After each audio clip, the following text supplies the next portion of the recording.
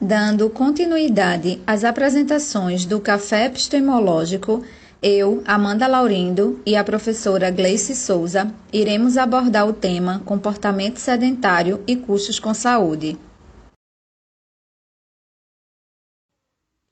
O presente trabalho traz uma descrição histórica e epistemológica das ciências da saúde e da economia. Ciências essas que norteiam o tema comportamento sedentário e custos com saúde, e apresenta a importância dos estudos e conhecimento na área, tendo como objetivo descrever onde as ciências da saúde e da economia se encontram na epistemologia.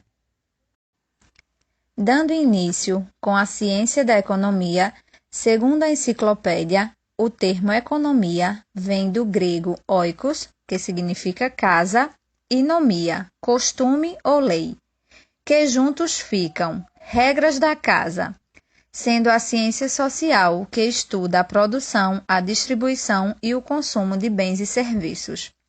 A ciência econômica compreende vários corpos teóricos, correspondentes a diferentes paradigmas neoclássico e keynesiano, e tem como meta a explicação de fenômenos. Segundo Silva e Pinto, 2003, a economia é a primeira das ciências sociais a emergir como ciência, a definir um objeto próprio e a desenvolver modelos teóricos e complexas formalizações lógico-matemática. Hoje, a economia é descrita em várias maneiras diferentes, mas, mais comumente, como o estudo da escolha, o estudo do uso dos recursos ou a disciplina da escassez. A economia na saúde é um campo relativamente novo, se comparado com outras disciplinas de ciências sociais. Seu início é frequentemente atribuído ao artigo de Aarons. E no Brasil é uma especialidade ainda mais recente que no mundo. É possível dizer que a economia da saúde vem crescendo no Brasil nos últimos 20 anos, desde o final da década de 1990, quando cursos universitários em economia da saúde começaram a ser criados por todo o país. A economia da saúde integra as teorias econômicas, sociais, clínicas, epidemiológicas, a fim de estudar os mecanismos e fatores que determinam e condicionam a produção, a distribuição, o consumo e o financiamento dos bens e serviços de saúde. A ciência econômica busca se associar à área médica para entender as relações entre os custos e os benefícios das ações de saúde.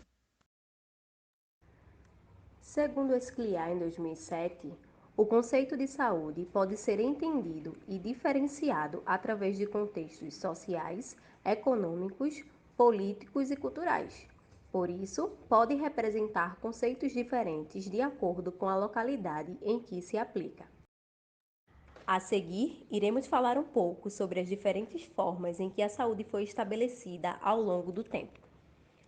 No período da Idade Média, a saúde foi atribuída a preceitos religiosos, onde toda a doença poderia ser curada através da fé e que toda ela era decorrente do pecado. Nesse momento, podemos identificar facilmente o conhecimento simbólico estabelecido como ciência e sustentado por crenças e também pela fé. Com o advento do Renascimento, a Igreja perde um pouco de sua autonomia e surge uma era mais filosófica, onde o biológico começa a ser reconhecido, considerado o modelo biomédico, onde o psico e o social não tinham importância. E temos aí uma transição para a ênfase no conhecimento empírico, fazendo com que profissionais da saúde tivessem bastante importância nesse momento. Importância essa definida pelo modelo biomédico. Já no século XIX, com a chamada Revolução Pasteuriana, tem-se a valorização do microscópio, que já tinha sido inventado há alguns séculos atrás. A partir dessa valorização, foi possível a prevenção e cura de doenças causadas por micro-organismos, com a utilização de soros e vacinas. Ainda assim, as doenças transmissíveis eram um grande problema, causando endemias e epidemias.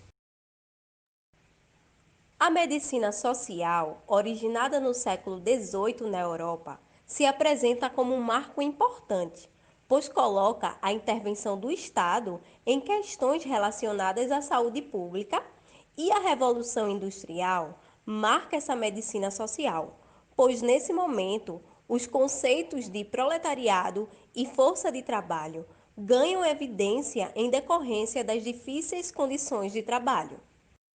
Na América Latina, no final do século XIX até 1930, houve a chamada Revolução Científica, patrocinada pelo Estado. Descobriram nesse momento a bacteriologia, tirando o foco da medicina social, que seria de descobrir o processo de dinâmica da saúde e da doença, esquecendo do envolvimento com outras questões que poderiam influenciar no estado de saúde do cidadão. Contudo, no Brasil, após esse período, o país vem sofrendo uma mudança nos padrões de mortalidade e fecundidade. Estamos desde então passando pelo processo de transição demográfica e epidemiológica, que, segundo Lebrão, em 2007, é caracterizado por uma diminuição da natalidade e mortalidade, levando ao envelhecimento da população. Com essas mudanças no perfil da população e, consequentemente, o aumento da expectativa de vida, faz com que se tenha uma mudança também nos padrões de doenças, contribuindo para o aumento no aparecimento de doenças crônicas degenerativas. Essa mudança nos padrões de estilo de vida traz consigo o comportamento sedentário, esse que pode ser associado às mudanças no estilo de vida advindas com a contemporaneidade e o avanço tecnológico. As pessoas cada vez mais se utilizam menos de caminhadas para se locomoverem para o trabalho, escolas, sem falar no grande tempo sentado em atividades escolares, de trabalho e lazer, fazendo com que elas tenham um gasto energético inferior ou igual a 1,5 metros. O comportamento sedentário, termo originado do latim sedere, que significa sentar, é caracterizado pelo tempo sentado envolvendo atividades de baixo gasto energético, ou seja, menor ou igual a 1,5 metros.